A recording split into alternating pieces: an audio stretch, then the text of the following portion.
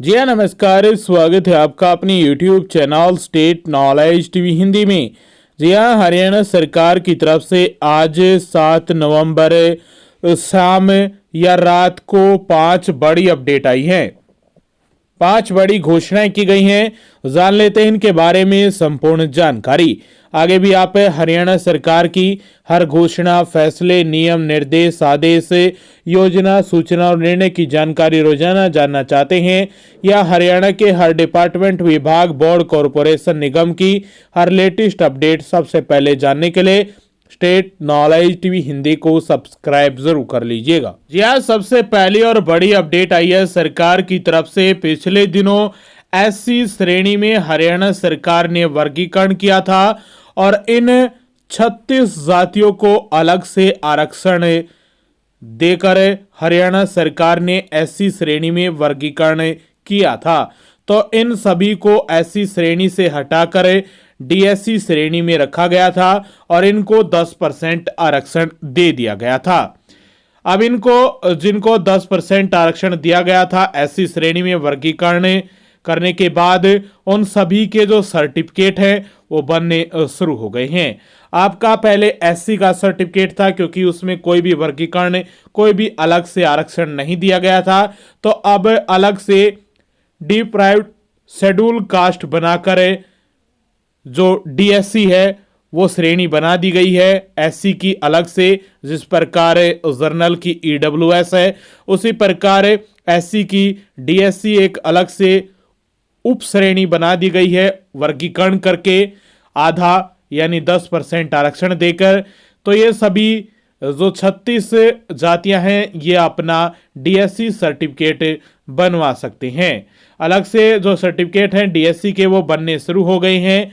ये common service centre की तरफ से, हरियाणा सरकार की तरफ से आप सभी के लिए सूचना आई है। यदि आप डीएससी श्रेणी का लाभ लेना चाहते हैं तो यदि आप इन 36 जातियों में से आते हैं तो आप डीएससी का सर्टिफिकेट बनवा सकते हैं। कॉमन सर्विस सेंटर पर जाकर डीएससी के जो सर्टिफिकेट हैं वो बनने शुरू हो गए हैं। सीएससी पर भी जा सकते हैं आप या सरल केंद्र के माध्यम से भी आवेदन किया जा सकता है।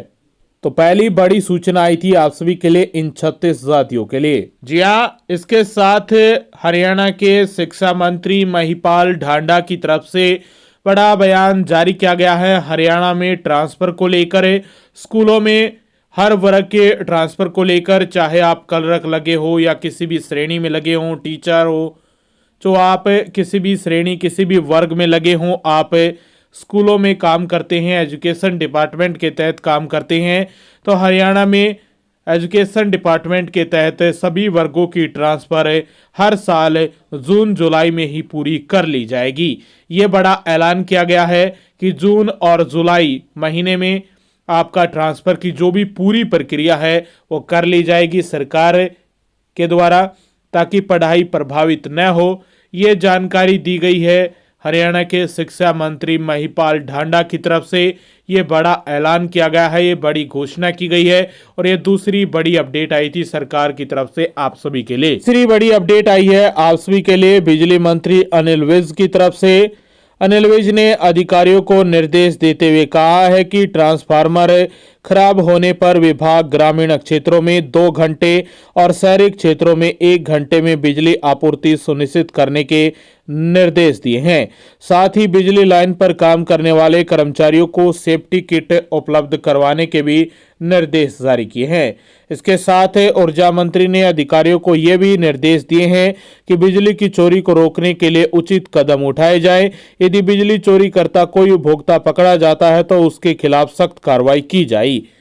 इसके अलावा बिजली की लाइन लॉसेस को कम करने के लिए प्रमुखता के साथ तकनीकी तौर पर विभिन्न कदम उठाए जाएं। इसके साथ अनिल विज ने कहा कि हरियाणा को पीएम सूर्य घर योजना के तहत 1 लाख कनेक्शन देने का लक्ष्य भारत सरकार की तरफ से मिला है। इस लक्ष्य को 31 मार्च 2025 तक पूरा करने के भी निर्देश दे दिए गए हैं। प्रदेश में अब तक पीएम सूर्य घर योजना के तहत 7,000 से अधिक कनेक्शन दे दिए गए हैं और ये लगभग 1 लाख कनेक्शन दिए जाएंगे। तो आप सभी के लिए ये भी अच्छी और खुशखबरी भरी अपडेट आई है कि अभी नवंबर का महीना चला हुआ है और 31 मार्च यानी 5 महीने के अंदर अंदर आपको जो पीएम सूर्य घर योजना के तहत कनेक्शन मिलना था वो मिल जाएगा 5 महीने के अंदर अंदर। अगली गर्मियों की शुरुआत से पहले पहले आपके लिए ये अच्छी अपडेट आ गई है और ये निर्देश जारी कर दिए हैं हरियाणा के ऊर्जा बिजली मंत्री अनिल विज की तरफ से। ये तीसरी बड़ी अपडेट आई थी। वहीं चौथी बड़ी अपडेट आई है हरियाणा में विधानसभा का शीतकालीन सत्र 13 नवंबर से शुरू हो रहा है। विधानसभा चुनाव से पहले कैबिनेट में पास हुए थे मालिकाना हक देने समेत कई ऑर्डिनेंस।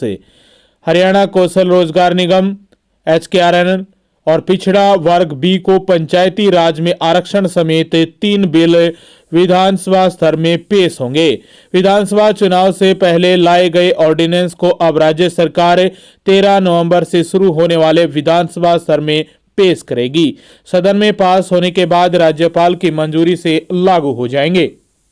इनमें सबसे अहम हरियाणा कौशल रोजगार निगम के कर्मचारियों को सेवा की गारंटी का बिल भी होगा, जिसके अनुसार वे रिटायरमेंट तक सर्विस करते रहेंगे।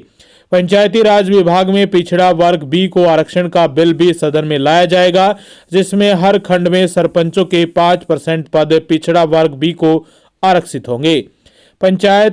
पंचायत समिति और जिला परिषद सदस्यों के लिए उस गांव, खंड और जिले की जितनी प्रतिशत पिछड़ा वर्ग बी की आबादी होगी उसका आधा प्रतिशत इस वर्ग को सदस्य पद आरक्षित होंगे। यदि पहले से ही पिछड़ा वर्ग ए और SC के लिए कुल पदों में 50% पद आरक्षित है तो पिछड़ा वर्ग बी को आरक्षण मिलना मुश्किल है। पंचायतों की सामलात दे पर पुराने काबिज लोगों को मालिकाना हक देने को ऑर्डिनेंस आ चुका था। अब इसका बिल सदन में पेश होगा। हरियाणा में भूमि उपयोग अधिनियम 1949 के तहत पट्टे के आधार पर लोगों को जमीन आवंटित की थी। पट्टे की अवधि समाप्त होने पर भी कई पट्टेदार भूमि पर काबिज रहे। सुप्रीम कोर्ट ने 1986 को एक केस में कहा था कि सरकार भूमि का अधिग्रहण कर सकती है। याचिकाकर्ताओं को भूमि की कीमत चुकाने की शर्त पर आवंटित कर सकती है। याचिकाकर्ताओं की दयनीय स्थिति को देखते हुए कहीं और भूमि आवंटित कर सकती है। तो ये बड़ी अपडेट आई थी आप सभी के लिए। राज्यपाल 13 नवंबर को पेश करेंगे सरकार का रोड मैप।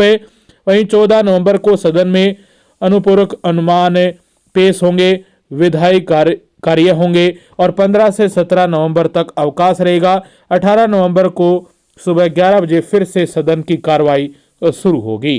तो ये चौथी बड़ी अपडेट आई थी हरियाणा विधानसभा जो स्तर शुरू होने वाला है शीतकालीन स्तर, उससे आप सभी के लिए। 5वीं और आखिरी अपडेट आई है, विद्यार्थियों को 10 लाख तक मिलेगा सस्ता कर्ज।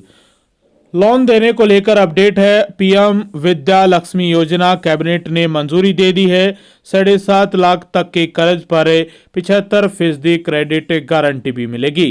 केंद्र सरकार ने मेधावी विद्यार्थियों को वित्तीय सहायता प्रदान करने के लिए पीएम विद्या लक्ष्मी योजना को मंजूरी दे दी है। इसके साथ विद्यार्थियों को 10 लाख रुपए तक का सस्ता कर्ज मिलेगा। साथ ही सरकार 7.5 लाख रुपए तक के कर्ज पर 75% क्रेडिट गारंटी भी देगी। पीएम मोदी की अध्यक्षता में हुई कैबिनेट बैठक में इस योजना को मंजूरी दी गई है। केंद्रीय मंत्री अश्विनी वैष्णव ने बैठक के बाद बताया कि पीएम विद्या लक्ष्मी योजना के लिए वर्ष 2024-25 से 2030-31 के दौरान 3600 करोड़ रुपए का आवंटन किया गया है। इस अवधि में 7 लाख नए विद्यार्थियों को लाभ मिलने की उम्मीद है, जिन छात्रों की वार्षिक पारिवारिक आय 8 लाख तक है और जो किसी अन्य सरकारी छात्रवृत्ति या ब्याज छूट योजना के तहत लाभ के पात्र नहीं है, उन्हें ऋण स्थगन अवधि में 10 लाख तक के ऋण पर 3% ब्याज छूट भी दी जाएगी। सहायता हर वर्ष 1 लाख विद्यार्थियों को मिलेगी। सरकारी संस्थानों के उन विद्यार्थियों को प्राथमिकता दी जाएगी जिन्होंने तकनीकी व्यावसायिक पाठ्यक्रम का विकल्प चुना है। इसके साथ ही 7.5 लाख रुपए तक की ऋण राशि के लिए छात्र बकाया डिफॉल्ट के 75% की क्रेडिट गारंटी के लिए भी पात्र होंगे। 4.5 लाख तक की सालाना आय वाले विद्यार्थियों को पहले से पूर्ण ब्याज अनुदान मिल रहा है। यह योजना राष्ट्रीय शिक्षा नीति 2020 की अहम पहल है।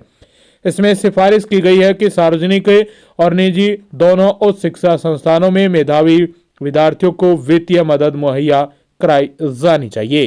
तो ये पांचवी और आखिरी अपडेट आई थी विद्यार्थियों के लिए केंद्र सरकार की तरफ से, और कुछ हरियाणा सरकार की तरफ से अपडेट थी। आगे भी आप हरियाणा सरकार की या केंद्र सरकार की हर घोषणा, फैसले, नियम, निर्देश, आदेश, योजना, सूचना और निर्णय की जानकारी रोजाना जानना चाहते हैं तो स्टेट नॉलेज टीवी हिंदी को सब्सक्राइब जरूर कर लीजिएगा।